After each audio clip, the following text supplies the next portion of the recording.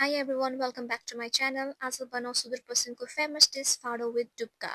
मासको दाललाई रातभरि भिजाएर राख्ने मिनिमम 6 देखि 7 घण्टा त भिजाएकै हुनुपर्छ। अनि त्यसपछितिर यसलाई मज्जाले माडेर यसको बोक्रा निकालेर यसलाई धुने। यो यतिको भइसकेपछि यसलाई अब मिक्सरमा मिक्स गर्ने। तपाईसँग सिलौटा छ भने अझै बेस्ट हुन्छ। अनि धेरै हालेर गिलो नबनाउनु होला किनभने यो पेस्ट हामीलाई डुब्का बनाउन पनि काम लाग्छ। साथीहरू यो बच्चा बेलामा चाहिँ म खुब खान्थेँ कि अनि अहिले चाहिँ जति बनाए पनि त्यो स्वाद चाहिँ आउँदैन। सायद त्यो आगोमा बनाउने सिलौटा भयो, बारीमा सबै चिज मिल्ने होइन, फलामको भाँडो धेरै चिज भएर होला। अनि आमाको माया त विशेष भइ नै हाल्यो। मैले बनाएको फेरि जे नि मिठो है।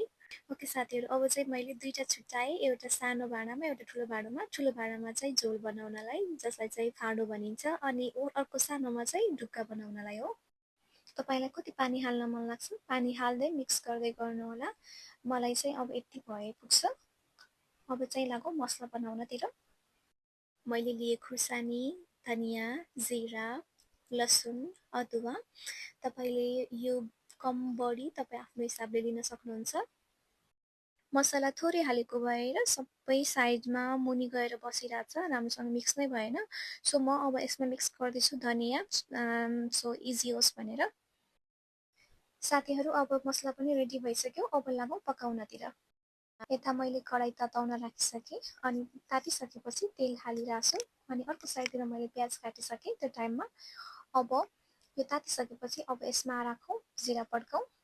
जिरा पड्काइसकेपछि त्यसमाथि अघि नै काटेको प्याज राखौँ।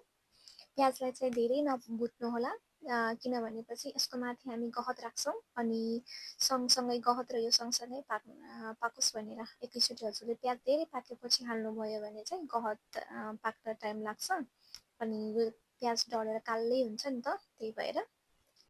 अब यतिको भइसकेपछि अब मैले अघि नै पिसेको मसला राखेँ। मसला चाहिँ एकदम लोमा पकाउनु होला, लो हिटमा। नत्र एकैचोटि डढेर फेरि मजाले मसला नै पाक्दैन नि त, त्यही भएर। मैले यसको माथि बेसार पनि हालेँ अनि मजाले चलाएर एकछिन पाक्न दिएँ।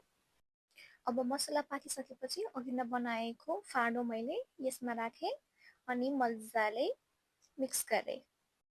इफ तपाईलाई यो पातलो भयो जस्तो फिल भइरहेछ भने तपाईँ यसलाई पिठो हालेर बाक्लो पनि बनाउन सक्नुहुन्छ। It's up to you.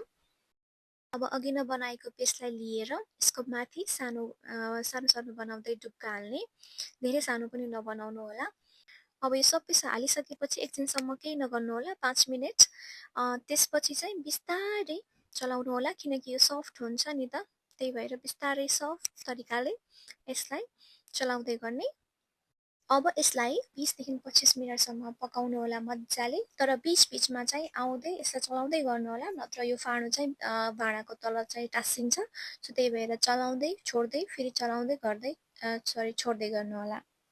साथीहरू यो फाडो पनि 3 प्रकारले खान मिल्छ। फर्स्ट भनेको यो डुब्का नहालेर नै यत्तिकै बोइल गरेर खान मिल्थ्यो होइन। अनि त्यसपछि सेकेन्ड भनेको यो अहिले डुब्का हाल्नुभयो नि माथिबाट, अब यो खान रेडी भयो, यो पनि यत्तिको पनि खान मिल्यो।